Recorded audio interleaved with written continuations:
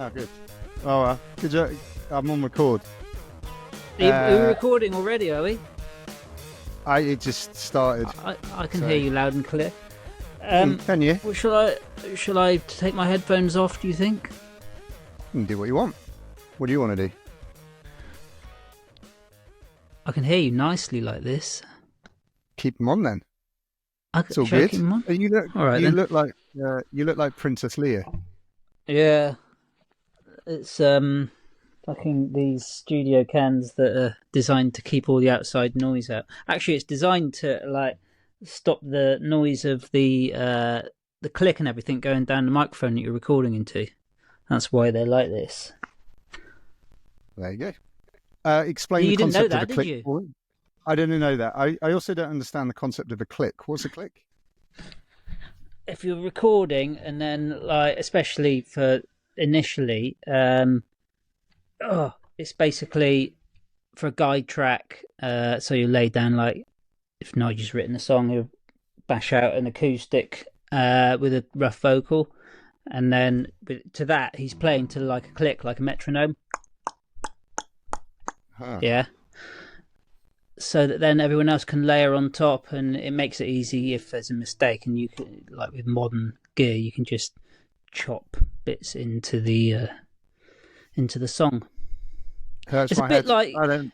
well, back in the day they used to do, you could still play to a click if you wanted something really tight, and like if you were sequencing keyboards and stuff, so that it was triggered to be in time with the song. So that's like MIDI basically. Yeah. But like back in the day, like, so you think of like Pink Floyd and Beatles and stuff, and they were basically using it with tape, but they would like, sometimes they'd even like physically chop out bars of music and then splice them together and make up songs like that. I mean, that's crazy, isn't it? That's such a skill.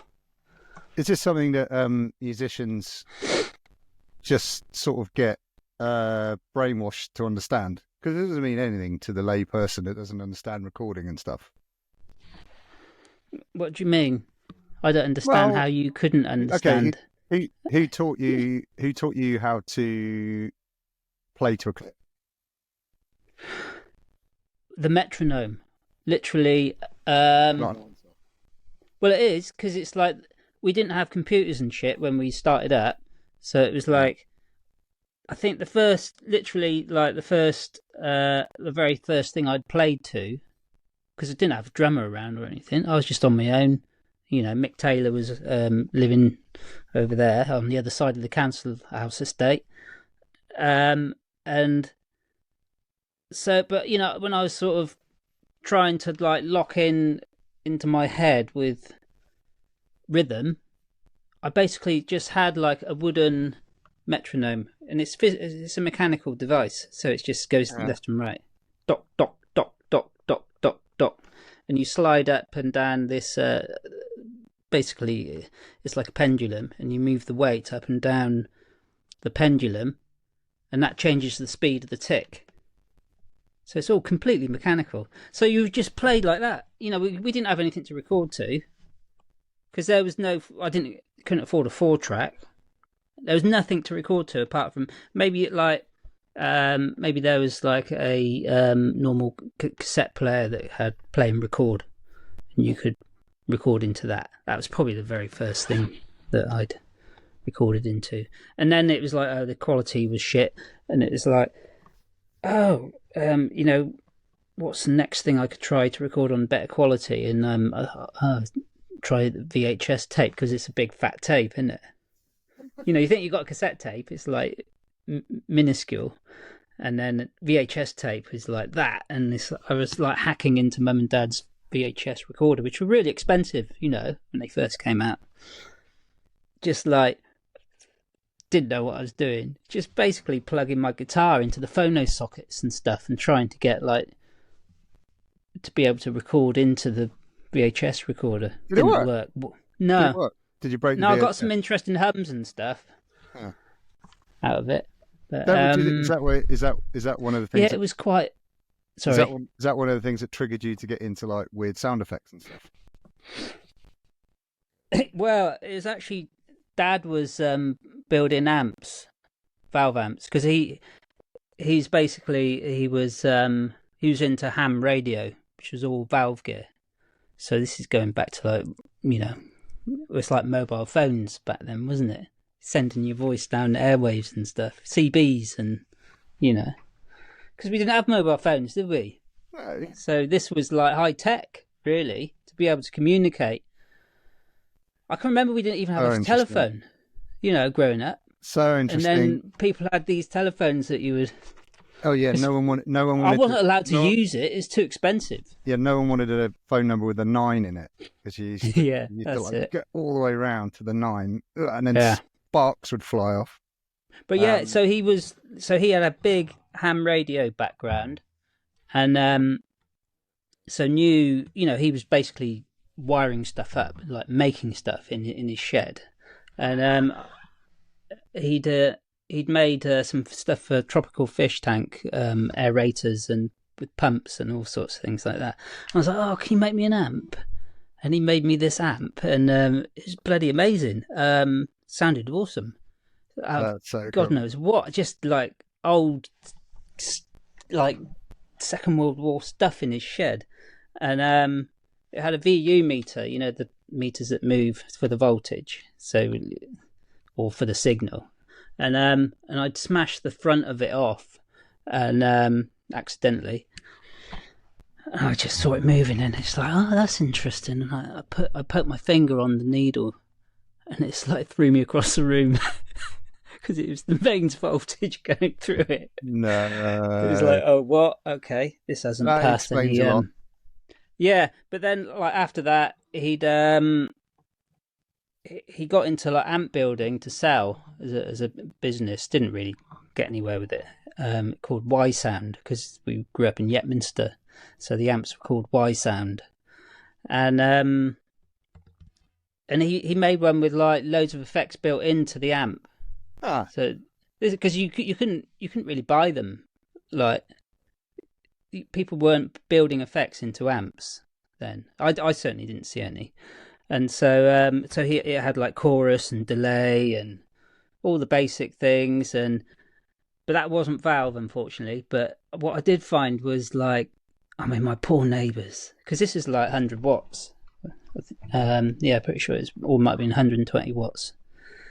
And I had my alarm clock, and so I got like this binatone microphone, which is the thing you would use for plugging into your crappy little cassette player. Horrible, nasty sounding little mic, little black thing, and I mic'd my alarm clock up and had the amp absolutely flat out, and it was feeding back through the effects loop on itself. It wasn't designed to do that, but it's like it was recycling itself over and over and over, and it started sounding like fucking aliens had landed in the village and stuff. This is like in the summer. I've got the windows wide open into the estate. I mean, my poor neighbours. Hilarious. And it was just mad sounds. And then, like, later on, it was like, that's when I started looking in the Blackmore Vale local magazine for classified ads, and picked up a Space Echo for the tape delay unit for, I think it was like 150 quid. And, God, I wish I bought. I mean, people were just not using this stuff because it was quite chunky and big, and people were getting into like little effects that you can put on the floor. And so I picked one of these up, and it just sounded amazing. And 150 quid. I mean, they're going for like $3,000 now. Are they? People still using them. People still using them. Yeah, because people realise like this old analog gear just sounds incredible. That's where it's all at. It's all about analog. And even now, it's like we've had the big digital revolution, and people are reflecting now and thinking, oh, actually, doesn't that sound fucking great? You know, which is amazing. And there's like manufacturers actually making analog gear now for effects and stuff, but also coupling that with digital control. So you've got like the best of both worlds. Which is pretty awesome, really. Yeah, it would have been a shame if like analog all disappeared completely, but It's not disappearing. It's not disappearing. vinyl's Right. well, vinyl analog, isn't it? Very Yeah, analog. yeah. Well, I mean, vinyl's making a big comeback. Mm, Sounds mm, amazing on vinyl. Everybody, mm. I think everything sounds better on vinyl. Do you uh in the 90s it was tape, vinyl, then CD. What did you guys get any choice on what went out on what, or did it just the record label make What? all those decisions? What when we'd signed in Yeah. '97? Yeah. Well, CD was an absolute definite had to be, number one thing because there wasn't streaming. Yeah. That this was like early. When did Napster start? Was that late? Was that after us? Yep. Well, With the no, record no, label? no, 99, 98, 99. But the Okay, so we'd released, and so that was literally when the torrent thing happened with people file sharing and stuff. So yeah, like it was basically CDs were that was the big sale then. And of course, people couldn't download, even though you could download straight off the CD onto a hard drive or something. Actually, people didn't even have big hard drives then. So, or if they did, they were literally big. They were like the size yeah, of but a you size of a mini couldn't Metro. afford. Yeah, you couldn't afford one. So how much data's on a CD of songs? Around what, 500 megabytes? Less CD-ROM maybe 500. The only Yeah. reason there was a couple of questions I wanted to cover, and the reason I asked about the like formats, when you guys got your first pressed CD and tape, of which I still own many, did you go, we've made it? Was that the moment when you go into Our Price or Acorn Records and you go like, oh look, we're on the shelf? Yeah. Yeah, that was kind of weird seeing it on the shelf in record shops. Did you go 'Cause, and did you go in and look for it? yeah. I think the first time I'd seen it on the shelf was HMV in London, in Oxford Circus, is it? Yeah. There's a big HMV there. Yeah. Not Near Baker is it Street. Oxford Circus? Yeah, near Baker Street. Yeah, really Gone now. big one. And it was Gone now. Oh, it's gone. It's gone. Is it really? Oh, that was mega. Yeah. What a store! It was on 2 floors or something. It was, yeah. There was an escalator. Yeah, I can really remember it. Yeah, because we were shopping down Denmark Street. Apparently, a load of the good. I haven't been there for years and years. It's like apparently, this Denmark Street was the place to go for music shops, especially like guitars, vintage guitars, new guitars, everything. Like it was just like everything in this little street, and so I can remember like we'd gone there, had a look around, probably didn't buy much, and didn't have any money, and then went to HMV, and I was still buying CDs and stuff, and yeah, of course, like went looking to see if Lost in Beautiful Space. Insane was in there. Well, no, Lost in Space. I was thinking the singles. Oh, the singles. Well, single I would don't have come up ever first. remember. I don't remember seeing. No, I didn't know. I didn't go looking for any singles actually. But the Beautiful That's Insane funny, album. that isn't it? Beautiful Insane's Yeah. on the shelf. That must have been a that was moment. brilliant. That must have been a moment. Yeah, and of course you go in and you pull it to the front so people are seeing it in the rack because if it's tucked behind another band, Right. But at this point, presumably, you'd also done a couple of music videos. Okay, when the album launches, have you already got like a little plan in place? You've gone like, right, we've already recorded a couple of singles, like videos and stuff like that. So you were on the treadmill before that album was released. You banked up a couple of music videos. The singles have been decided. The album usually comes out second or third, doesn't it? It usually comes out after the first 2 singles. Yeah, 2 or 3 singles traditionally. You must have been feeling the buzz. Like you must have been buzzing that you're heading in. Yeah. It was a weird thing because I can remember feeling a real it felt like we'd been like recording for so long in the studio. It's too long. Being a band, and we were used to playing live and stuff, so we could have banged the songs out, with good gear and made it fucking pretty raw, really. So I can remember feeling sort of during the recording, it was amazing, felt really, really high, and it was like, oh yeah, this is like fucking really different, original, exciting, blah blah. But it was already removing away from where we were naturally as a band because of the production, which was high end. And so when that had all finished, I felt like personally quite low, really, because I felt like we'd fucked it up big time. And that was quite hard because we'd already put years of work in, and it was like this was our one moment to prove ourselves because, Hold on. This is even before the album's come out. This is right at the end of the recording. And you've already decided. It was all kicking off at the... even before, I can remember we were in the studio and A&R came in from Universal. They were not happy with what we'd done, with what we'd recorded at all. And so that's what led to Morning Afterglow, the original Morning Afterglow, going on the album instead of the ones we tried to record again with Robin, which, are great versions, but not Morning Afterglow as everyone loves, Yeah, I've heard some of the other versions. There's some, there's some spicy lyrics that got me. I know, yeah. Why?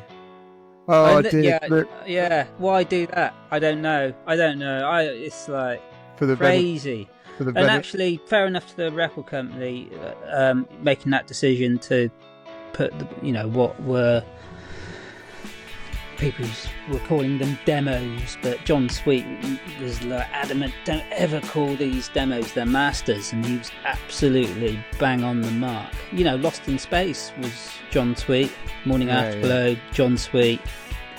If we'd have just like done the whole album like that, I think things would have been very different. But hindsight.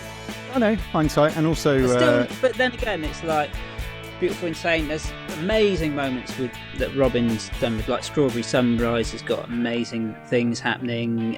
Angel, Beautiful Insane, which is Calling All the Dreamers, is awesome. It's a strange debut album, really, that, isn't it? I think it's a grower. I think it's got better over time.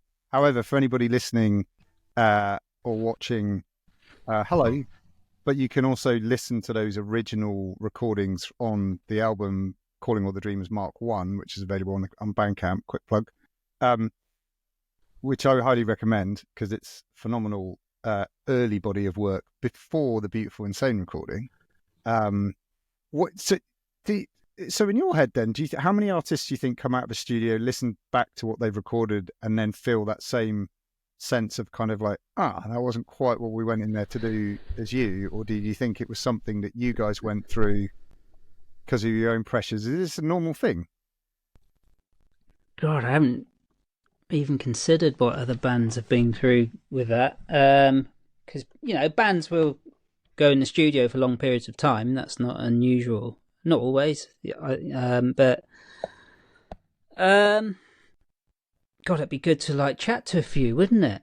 And find out if especially probably some of the bands that have maybe had like limited success on a few singles and where the album's a bit messy and because of production and stuff, especially. Be really interesting to chat with other people who've experienced. That'd be a similar thing. So yeah. But obviously, if there's a band who's had a massive success and the album's incredible, it's like, well, they might spend a long time in there, but got what they wanted, Because the other thing I was thinking was, I imagine, especially with you guys, plenty of other bands in the 90s and subsequently since then, you've gigged as a group so long, you've played those songs, early versions of those songs, and then subsequent involvements of those songs for so long, to then suddenly have it printed onto a CD, a tape, a vinyl, and that's kind of it. Like, you ain't changing those again. That's it. It's done. Yeah. I wonder how many people in your situation do kind of listen to that back and then go like, oh no, like that's not quite the sound that we went in with. It's not quite the sound we come up with. And actually it's final.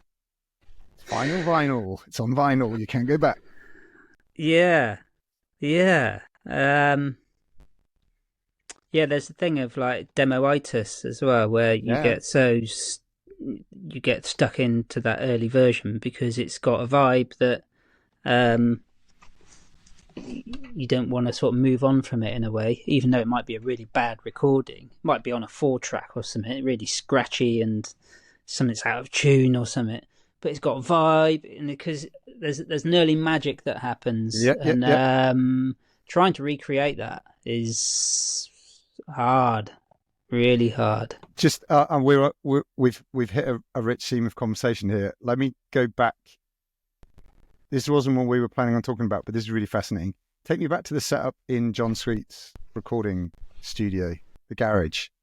Only because there's and I'll qualify that question. There's a sound to those recordings, those early recordings, that when I listened to them back the other year, I went, oh, like there's a scratchiness to it, but it still feels final. How was he set up? Well, in his garage, it's all, which is literally a car garage, like a for probably a wide, like a 4x4 would fit in there normally, but so it's tiny. You've got there's like a grand piano in the control room, which is just, with sliding doors. So and enough, just about enough room to put a microphone in there for a vocal as well. Don't know why he had such a big piano. I mean, it sounded amazing. That's probably why. And basically, where John is with his mixing desk, and it's all ADATs and really high end stuff. And he was doing like zombies and all this stuff you would never imagine would be happening on a cul-de-sac in Yeovil in someone's like. I don't know if it was a semi-detached house or something. Crazy. Yeah. But of course, it's like we didn't actually record the band in there. We recorded the band in one room in a living room in Bridport, which was PJ Harvey's living room. She wasn't living in the house; she was renting it out. I don't really think she would have known we were recording in her living room. And then you mixed it. John Sweet and Dave Wynn, who was a lighting, he was basically a PA, did live PA, and we just knew him, locally from doing gigs and stuff, and so Dave came in with his leads, and I think he bought a desk for monitoring and loads and loads of microphones, which were, a lot of live microphones. John probably bought some microphones as well. So John literally stripped his, he would never normally do this, he basically stripped all of his gear that he needed to record us in this living room in Bridport at PJ Harvey's so all his ADATs are there. And we basically just recorded live in the living room with screens and stuff, and it's like the window was rattling because it's an old farmhouse, and so it's like we were just like having to put stuffed pillows into the windows because we were playing loud. It's like I had an AC30 top boost, which was an old ex Brian May model, absolutely cranked to the max. Probably not on Morning Afterglow, but other songs were, live drums, everything. So this room was rattling around. We were stuffing pillows in and gaffer taping things to stop these noises going down the microphones. Love it. And just like, I think doing it that way is partly what gave Morning Afterglow that vibe. And then, so that was taken back to John's, where we, I think the vocals were done in John's garage in Yeovil. Right. Yeah, they were, definitely. And so that was a setup there, yeah. So yeah, that amazing. I love that style of like doing it rustic, so really undergroundy. so that again that okay, so that's really fascinating. So I'm going to give everybody listening a little insight now. So on the Mark One album, Calling All the Dreamers Mark One, the version of Calling All the Dreamers that's on that version of the album, you guys actually, we had to record Ali's vocal the other year over the top of that because last year. Yeah, because the version of the song that you found was just the instrumental. That's right. Because he never recorded a vocal on it. So the whole album was recorded without the vocal at this farmhouse, and then Ali went into the GaRage studio with John Sweet. I mean, it was a spine-tingling moment for me listening to that version of Calling All the Dreamers without the vocal on it, and then you telling me that's because this was recorded effectively live with all the studio equipment around you to record it. And then Ali kind of went and did it. But that vocal of him doing that version of the song obviously has been lost somewhere. But I'm not actually, Pete, I'm not sure we did Calling All the Dreamers in that session. I have a feeling that may have been from an 8-track from Simon Felton in Weymouth, who runs. It's got a label called Pink Hedgehog, and I have a feeling, maybe Nigel would remember. We're gonna have to ask Nige. But yeah, I'm not sure. I'm not 100% sure that was John Sweet, that recording. It's like, yes. The trouble is, like, we recorded so many different sessions, whether it was Small World or John Sweet's, PJ Harvey, even some of the live gigs were on the 8-track cassette, and we never actually labelled things up very well. Writing a date on, didn't even write all the songs down. Sometimes it's just like, there's no year, or sometimes it'd be like, we've written some songs and a date with no year. There's so much nostalgia in all of that. There's no place, So much nostalgia. I think the other thing I found really fascinating about that process that you're talking about is I imagine any band from the 90s and 80s and 70s and 60s and 50s will all be so familiar with that slightly more DIY approach to recording, gigging. It's only really when you get to digital that everything gets a little bit more sophisticated, and I think probably some of the fun's been driven out of it. Yeah, but then going back to what I was saying earlier about trying to get the recording onto VHS, it's like all that time could have been spent like writing songs, and it's so easy. It's so great, like, to be able to record into stuff now where you can track at home, even just for demoing. I mean, the fact you can do it to studio quality if you've got a decent mic, you lose something in it. Onto a laptop. Steve, you lose something in it. Honestly, you think? I think so. And I'll tell you what you lose in it. You lose sonically, or sonically, and also there's something. There's some authenticity that gets lost through digital, and I don't know what it is. There's a little bit of magic that you probably can't describe that gets lost through all the digital technology. I can hear, cogs whirling and well, literally, like literally in hissing, and there is an organic thing about working to tape. And of course, it's like you usually a lot more rehearsed, and you. I mean, I'm terribly lazy, I must say, like recording digitally, because I know I can just like keep recording over and over and over, and I could splice something together quite easy. I'm quite aware of that now, though, and feel like, I want to like treat it the way I used to back in the day, which was basically go for the take all the way through. Because you go up yourself too much, I think. I love, and the thing with like everything's so perfect now.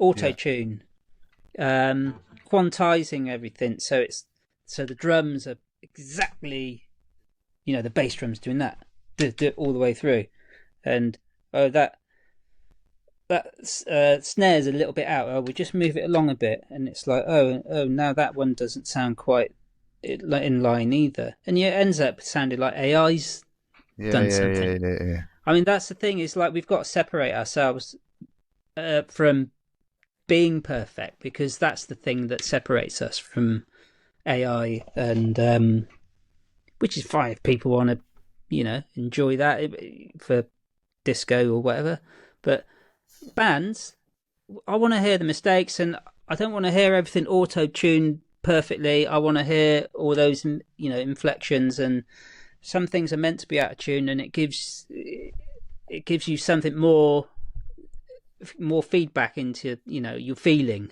Yeah. Are we going to lose? What I feel.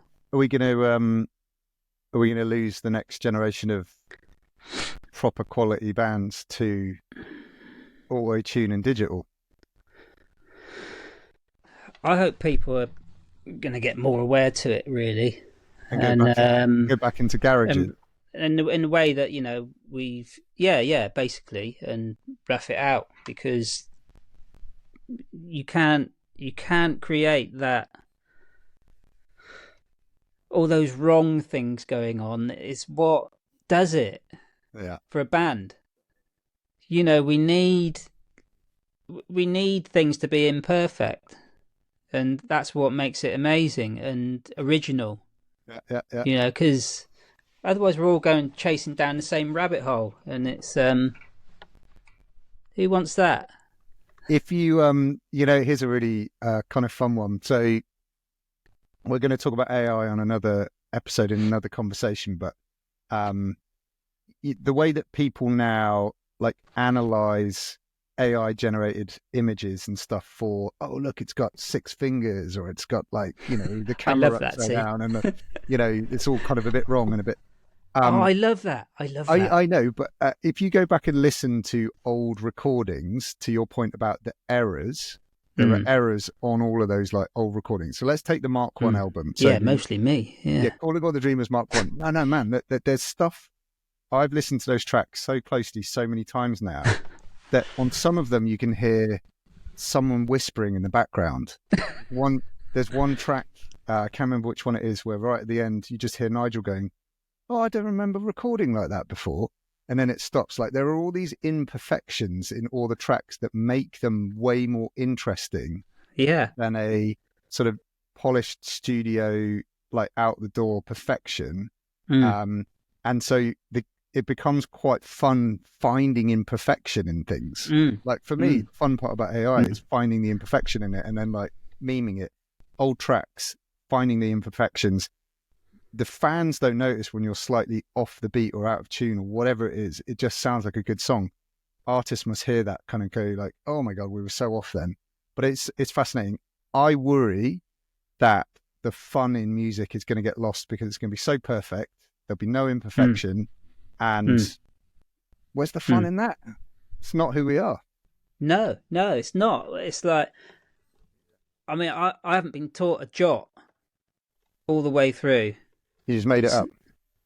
I do not have a clue about scales. I know where the basic chords are, but haven't got a clue with scales. I struggle between major and minor, and so that can be a bit of a that can lead to a big amount of jeopardy in terms of things going wrong. But actually, if I wasn't making those mistakes, then because some of the mistakes are amazing, for whatever reason, in original music especially, it's you don't always want everything to be right, because love that. Depending on the subject, you want it to be disjointed, and fucked up, because the world's fucked up and we all feel fucked up, and so music can do that as well, and that's okay. It's fine to make mistakes and leave them in. I'm not saying so it sounds shit, but Yeah, it's a funny thing. What is wrong? There is no wrong, really, because you could make a whole song that's completely wrong and it would be crazy. But, you know, it's still something that's... Snapshot. It's fine. It's fine to do that. Snapshot in time. Snapshot in time. Yeah. That's so good. Yeah. Well, I think that's probably a good spot to leave on, actually, because as a message, I think we can celebrate imperfection. Definitely. Yeah. Oh, or actually, before You're we not do then, completely shaven. I'm not completely shaven. Not Neither today. am I. Okay, then. Well, hold on. Before we do go, then, let me just ask you. So let's go right back to that moment where you heard "Beautiful Insane" for the first time after the recording, and went, "Oh my God, it's not what I wanted it to be." That album is so imperfect. When you listen to it, it's so weird, it's so crazy, it's so off the wall, it's so imperfect. It actually makes it kind of perfect.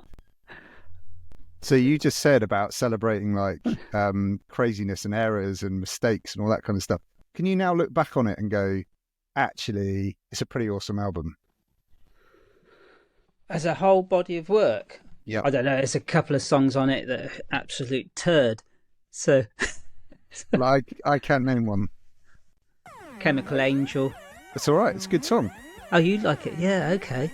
Well, no. I prefer Modern Girl, where, which was the bit that it was almost sampled from, or the sample on Chemical Angel. Modern Girl, I think, is a much better track. But we've got it now. It's on Mark 1. Yeah, absolutely. Which absolutely ticks my box, no end. Exactly. But Chemical Angel is a kind of, sort of weird acid house prodigy thing that should never have been on the album, but it's still a good track. Yeah, that's interesting, Pete. Like, from your side of life, as a fan, it's really interesting to hear that, and that makes me feel quite happy about that, actually. I'll give you another one. And I'm glad we did it, but it's like it still doesn't represent who we really are, Who you really were. Not all of it, anyway. Yeah, okay. A lot of it does, but One more I have to ask you. I'll ask all the other boys as well at some point. Today's the Day. What happened with that on Beautiful Insane? I love the second half. See, yeah. When that's something that I think did go right, because it's impossible to recreate live because it was sort of slowing down tapes to like half. Actually, this is going back to analog. Big fat chunky 24-track tape, and it was like we recorded at like a slow tempo and then sped the tape up. I think it was like twice speed or something. Or we a mental version of with the drums. Even just starting with the drums, that's how that started out. And then having the percussionist, the orchestral percussionist coming in, and there's so much crazy stuff going on in the end of that song, and it was the whole song's mad, and it was it is, yeah. But yeah, that's probably one that's we've got two versions, like the Beautiful Insane version that we could attempt to do it live, but it wouldn't be anything like.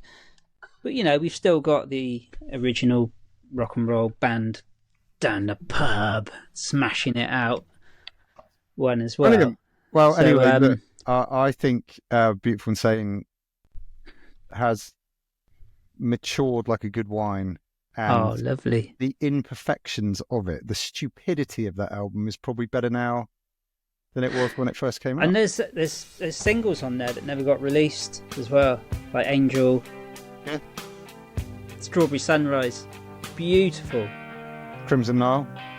What, Crimson Nile? Yeah, outright like jangle indie pop. Smack, that should be like top 10. Yeah. It's all good. Right, my friends. Yeah, great album. Let's leave it. Awesome. Well, listen, we'll talk about something equally as crazy on the next recording. Yeah, lovely. It's been good. That was good. Cheers, Pete. Nice. Thanks, Steve. Have a good evening. Cheers. Ta-ta. Bye. Bye-bye.